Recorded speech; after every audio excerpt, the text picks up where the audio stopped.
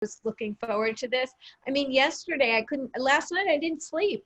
I'm not kidding you. I was like, Magnus, I'm going to, like I was beyond, like I was meeting Madonna. Oh my God, Magnus. Yeah, he's never far away from me.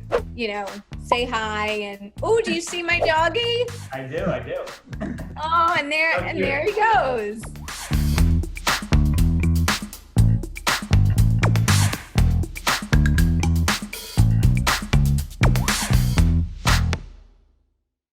Hi guys, it's Candy and welcome to Candy Unwrapped. Today is a really special day. I have a very special, or I should say guests. I want to welcome Brian Benson, owner of the social media legend and hero to all, Magnus The Therapy Dog.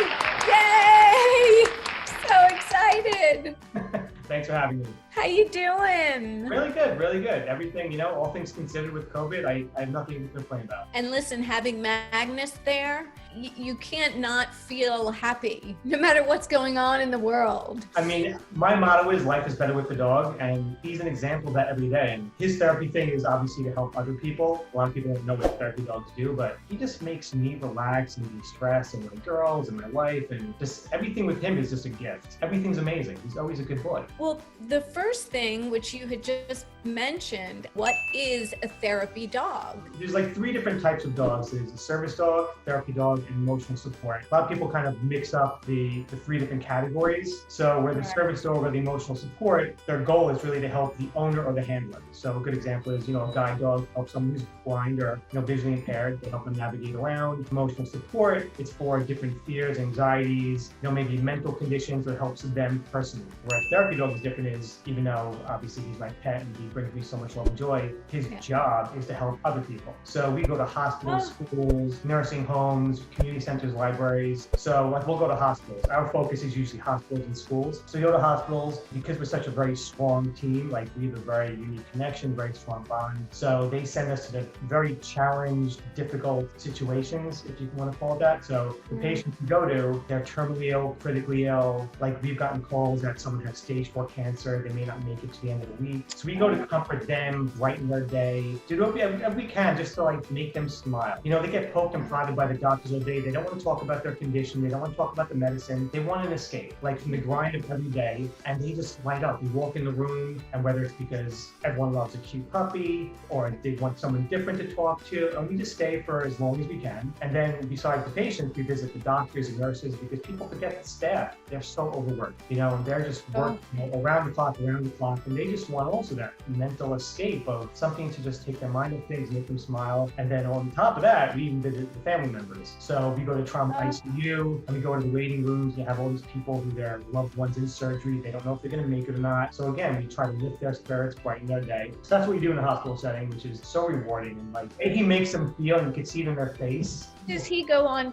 if somebody's in a bed, does he go on top of the bed? I know he's a big dog. Yeah, so I don't put him on the bed just because I'm afraid, I can pick him up. I'm afraid he'll get tangled in the wires and tubes and cables. So if they can't reach down, which a lot of them can't, I'll either pick him up and hold and lead him over the bed. Or sometimes I have different commands. I can have them go really close to the bed where they can reach their hand down. And he can I was going to say his head is probably bed level. It's like bed height, yeah. So if they want to, I could do that where they could pet him, touch him, they can lick their hand, and do some stuff. And then even it's amazing, the little kids, because in the hospital, it's not just adults. We visit the children's hospital as well. Sure. And the kids, when I do these whole bunch of tricks that he knows, they go crazy. And these kids, they're not just in there for a broken finger. They're also in for some, major cancer and other serious conditions. So for them, they want to just do something fun and be a regular kid. Right. That's the thing Magnus brings under circumstances that you're talking about. Mm-hmm. I think Magnus brings pure happiness and joy to kids, adults, anyone. This is Jerry. Meet Jerry. He is not a therapy dog.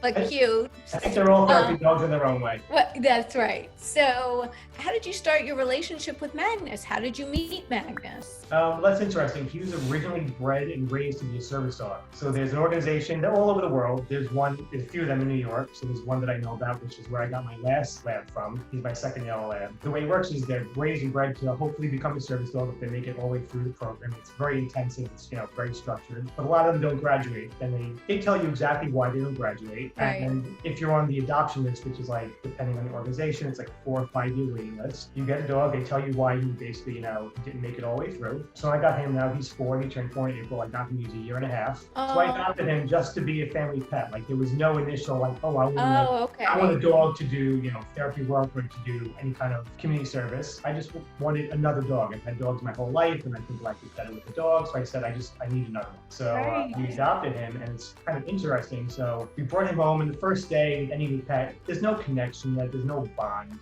Right. So, and I have 2 young daughters. So I went to bed, I go to bed last, they went to bed before me. And on his own, he walked upstairs, he went to my first daughter's room, went up to the edge of her bed, just like, almost like a parent checking in on them. Right. Just licked their face, walked out of the room, walked across the hall, licked my other daughter's face. So I was like, oh, that's really cool, So oh my God. And in the morning I woke up, I'm the first one up to walk him. He did the same thing in reverse. And then I contacted the foster family who raised him. I said, is this something that you taught him? Like maybe it's just, part of his training. They said, no, it's not us and he's never done it before. So I think it's just this natural, it's like this nurturing of like sense that he has that you can't teach. I even bring it back to like this empathy because unfortunately my oldest daughter also has very severe arthritis. So she used to get home injections. Unfortunately, I give her daily injections now. It's 2 injections a week, which for anyone's a lot. And for a child, she's like anxious and stressed. He like sometimes starts to shake. And again, before I even got into therapy work, he on his own, just even though he was the most attached to me, he would go right next to her as we're getting ready for the shot, his head right on her leg, and just, you could see like the stress starts to melt off her. She starts to breathe a little slower. She starts rubbing his head. And like those moments of like that, I realized he's meant for something more than just being mine, being the family pet. Like he has a calling to be something bigger than this. So that's kind of how I started doing research and I found out about therapy work. And I think that might be his deal. And then we went to the whole team. I mean, that's absolutely incredible. That really is. And, did you have to do any further training or, how did you realize that he could go out and do all of the things that you do? Well, so once I kind of realized he had maybe this special gift, it's like this empathy you can't teach. Like I could teach him tricks, which he knows a ton of. I can't teach empathy. And when I realized he has that, empathetic, nurturing nature, I looked into the therapy dog programs and I found one. The way they work is very interesting. So first you get evaluated to see if you're even qualified to be in the program. And the way they do it, it seems random at first, but when I realized after it makes sense. They had us meet them, their master trainer in a pet store, which you have a dog also. That's like distraction overload. There's treats, bully sticks, toys, people, dogs, but they met us in the pet store, which it's a new store we've never been to. He has to listen to every command spot on, walk loosely on a leash. They'll purposely drop treats and he has to leave it and not just, lunge for it. They have like, wheelchairs, walkers, canes, things they may encounter, like in a nursing home. They kind of, touch him all over to make sure he's comfortable with, a stranger, a new person. They make sure he doesn't jump on them, bark. So they go through all these things just to see if he's, a candidate to be in the program. So then after that, then it's like, I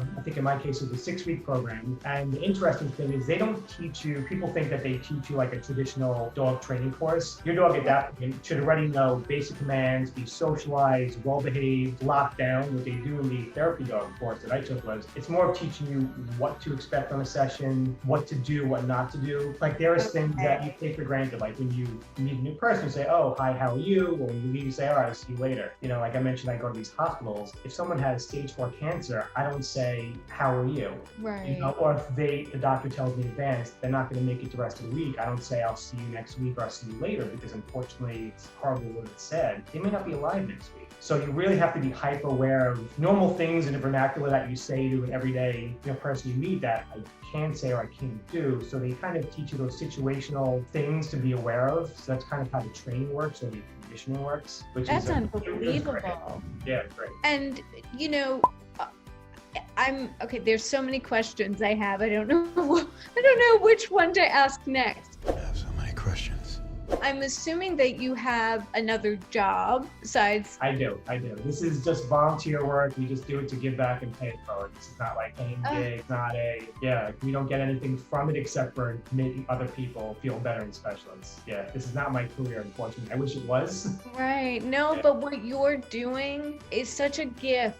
So many, which I know that you know that because you could see it when you're there. It just, making a difference with somebody who is terminally ill or has a debilitating disease or whatever the, scenario is, it's got to be a gift in your heart, to know that you're providing that. No, what a wonderful thing. It is. And even we go to schools, and it's rewarding in a different sense. So the schools we go to, we've seen like from little toddlers up to universities, and sometimes we just visit students who just, the grind of student life, midterm finals, social stresses, and they need that, therapeutic escape too. But one of the schools we go to, it's for children with emotional issues and learning disabilities. Like we go there and it's a whole different rewarding type of feeling. Like there was one young boy who's high school, 14, 15 years old, severe autism, and the teacher said, just letting you know he's terrified of dogs. And not because of an event or traumatic incident, he just has this innate fear of dogs. And Magnus is a big dog and it probably compounds that. So there's a classroom full of students and you can see he's almost shaking. And I said, there's different techniques you could try. I said, you want Magnus to face away from you and you can just pet him from behind so his mouth and teeth are away from you if that makes you feel more comfortably. Nothing was working. So I said, all right, I could take a treat. I could put a treat in my mouth. He will take it from me to show you,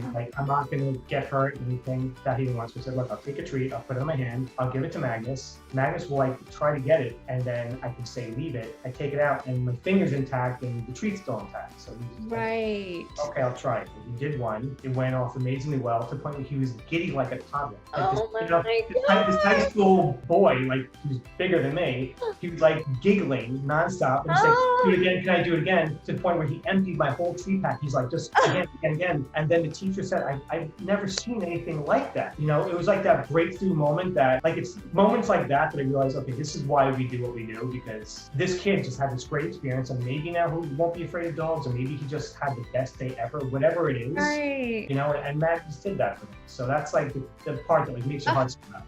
That's absolutely unbelievable. Yeah, stuff like that makes it work. Now, I know you work out. Yeah. And Magnus is a big part of that. How do you get Magnus to do half of the things he does?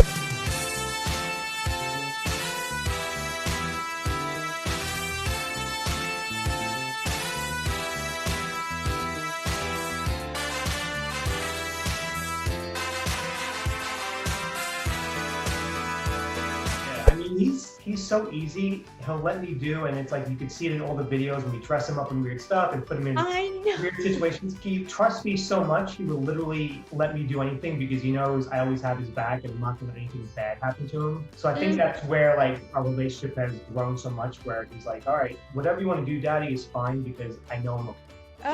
The workout, that video, we did for more of a funny kind of spoof. He does work out in the gym in my house and he's with me every second day. So even when I'm working out, he's in the gym with me. I'll say, all right, I want to do abs, and he'll come fall next to me, lay down next to me. Sometimes he may lay on top of me, which makes it hard to do abs, but he just likes to be involved in everything. He's a family man. That is just unbelievable. I think it's just a dream to have. Some people have certain dogs and they, they're all amazing. I mean, really, all dogs are amazing, but there's all kinds of different dogs and that can do all different kinds of things. And I think that wouldn't that be a dream if everyone had Magnus there, just okay, dress me up. I mean, I've tried with Jerry when it was whenever it's his birthday, I try to put on a birthday hat.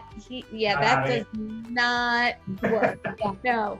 And Magnus gets he's dressed up in all different kinds of things. Hey Dad, guess what happened at school today? I have no idea, buddy. What happened? My teacher asked me if I could be anything in the world, what would I be? What'd you tell her? I told her I wanted to be just like you. Oh, buddy. A big pile of trash. Oh. Yeah, so she's probably actually gonna call you later to talk about that. He doesn't care. You know what it is? He's such a foodie. He will literally, he will work for food. If there are treats involved, he'll do whatever. He's, he makes me happy. He knows I'm happy. And so if I'm happy and he's, getting some treats on top of that, it's a win-win for him. So that's amazing. Yeah. If someone felt that they needed a therapy dog, what advice would you give to them? So in that case, yeah, if you have like anxieties, fears, phobias, some kind of mental stress that you have going on that the dog helps calm and quiet and subdue, that's where it's the emotional support dog comes into play. Right. Yeah. Right. So, and that, I mean, I think any type of breed, I'm not sure the qualifications to get certified for that, since that's not what I have. Right.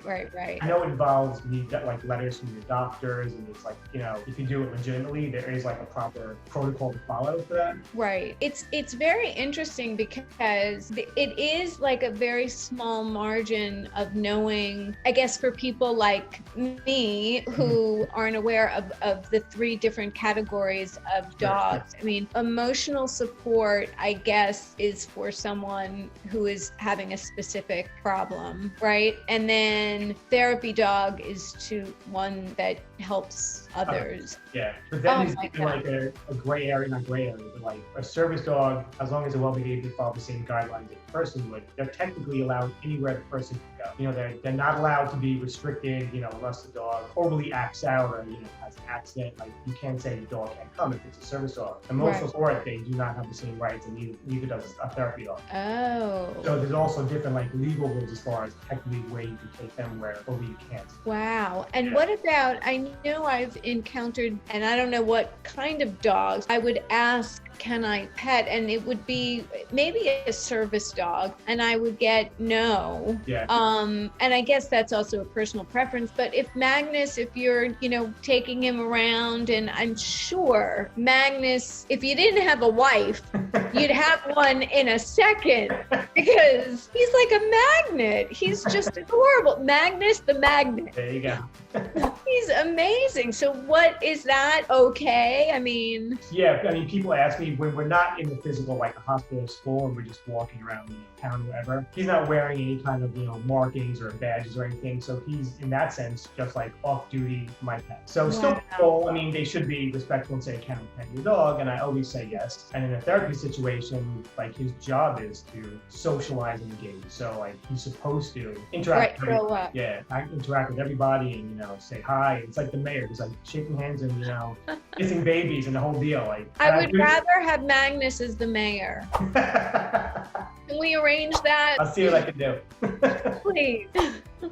Sorry, but that's funny. I can imagine that. That's why I said Magnus the magnet. Well, he does it at work. I take him to work with me when I work in the city, and I work at different companies. I work for myself, so I work at different places. And every place I go, the staff goes crazy for him. The clients love him, to the point where they, even though I was bringing him anyway and I asked for permission in advance, but they always make sure, wait, Magnus is coming tomorrow, right? They said, yeah. They said, okay, make sure you bring Magnus. To the point where I think they like him more than me, but that's fine. I'm totally comfortable with that. No, Brian, you are an essential part of this. But I think people wouldn't pet you. They'd be, that would be inappropriate these days. Do you have any idea how inappropriate this is? That's just, what an incredible feeling, you and your family. And I mean, your daughter, she has a debilitating arthritic. Is that what it is? Yeah, she has arthritis in her whole body. Yeah. Oh gosh. Yeah, it's brutal. And when you got Magnus, you didn't think that would ever be where he would be calming her or anything like that. So that just came into your life. Yeah, that's just his natural, nurturing, empathetic nature. Like, that wasn't a plan or a goal. It was just like, I want another dog. Oh my gosh, your daughter. Yeah. I mean, I'm sure, does she get shots without him ever? Never, no. Now it's our ritual. Like, we do it every Sunday. We do 2 shots, and she knows, and like, he now seems to know the routine. So she sits on the floor, and we get all of our stuff ready, and he just crawls up next to her and puts his head right on her lap, and he does his thing. It's amazing. It's beautiful to see. I really, I wish I could see that, and even I wish I was a fly on the wall. I'd be sobbing the whole time. I mean, I really would, because I find that animals are the most incredible creatures. And Magnus, who I've been following. This is before Candy Unwrapped. I started following you, and it wasn't a friend, it wasn't anything. I I love animals. I love labs. He was doing, I think, you know what it was? When you ask a question, you just like have that smile and you go up or down, however you feel. Yes. Yeah. And it was asking a question and I was just so hysterically laughing because it was just, he was so cute. And he just, like, he was wearing a hat and sunglasses, like a coat, everything. And he was just hanging out, like, how you doing? How you doing? It's amazing. So I followed him because I was just like, he's incredible. And then to find out really how incredible he is, as you said, he has such empathy. It's really unbelievable. Yeah, he's a special boy. He's really a special boy. He is. Oh, he's incredible. And I thank you because I have to say that, you know, when I was having a hard time, he would always make me laugh. I would look forward to going and to look for Magnus the Therapy Dog. So that's how it kind of all came to be. I think people need to hear this and need to know how incredible Magnus is. Oh, thank you. And I want everyone, they should follow you and they should follow Magnus because it is an experience if you are an animal lover. And I think that everyone should be. And if not, Magnus might change your mind. I mean, I feel like he's too special to keep to myself. You know, he's too much good in him. Like, I feel like it would be selfish just to keep him to me and my family. And it's interesting with the social media accounts. We started it kind of as I don't want to say a goof, more like, you know, people do pet accounts for, you know, the dog, cat, whatever. I think that'll be fun to share with my friends and family. COVID hit and his account started to grow. And then it's now become, because right now in-person visits are on hold just because of COVID, safety regulations, like we can't go to hospitals and schools, everything's on temporary lockdown. But so now his online media accounts, and now we're all over the place, like Instagram, TikTok, YouTube, Facebook, everywhere. And now it's become like virtual therapy to the point where 100%. we get like these DMs from people saying, you know, I'm really depressed and I look at your account and his pictures or videos make me smile. So that's kind of made us now want to make more content just to make people laugh and smile. And again, it's like taking their mind off of every day. So it's been like this virtual therapy. And then I know you've been on, we go live and try to reconnect with Magnus's community and answer questions and try to spread the joy and smiles as much as we can. So it's been our new outlet with COVID. Just to make it, we don't want it to just be just some random account that just pumps out stuff. We really want to engage with people and know there's a real person behind it and like a real dog, and like we care about the people who followed him. So we want it to be genuine. We do our best. I'm sure we missed some comments, you know, it happens unfortunately, but you know, I have chills, by the way, all over my body. I felt a connection going on your site and watching it every day. And it made me laugh every day. Can we see Magnus? Oh, Magnus! Hi! he just slid out of his bed. Now he's going back to his bed. Oh, he's gonna go back. You know what I loved?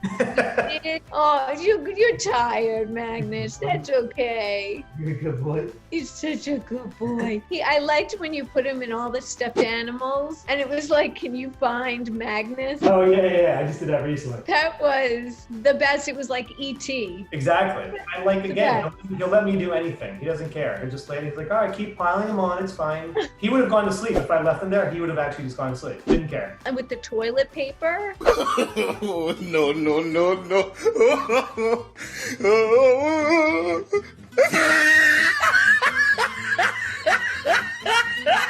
That might have been a setup. I'm just saying, maybe not. Oh, okay.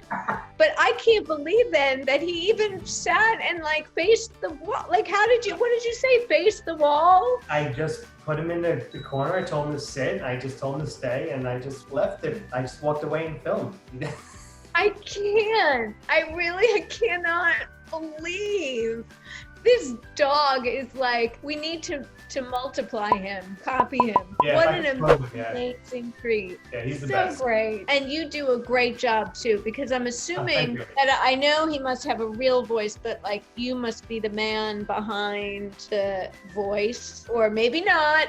Maybe not. Some not. Yeah, we kind of pick things from all over the place. Some things, you know, are trending things. Some things are original, some things are our voices, some things we've taken, my job is I do visual effects for TV and film. So Oh, you're kidding. so his account has become like this perfect hybrid of my career, which is visual effects, and I love my dog. So it's just like the perfect marriage of two of my favorite things. So it's like having a job with your best friend. What's better than that? And even better because sometimes there's no arguments ever. Exactly. Keep on doing what you're doing because September is Mental Health Awareness Month. For those that are having issues like that, go to Magnus The Therapy Dog and will just really help. It makes you smile no matter what you're feeling and no matter what's going on. Joy all around. Well, thank you. My pleasure. You're the best. Anytime. Best guest. And Anytime. oh, here comes, see, Jerry.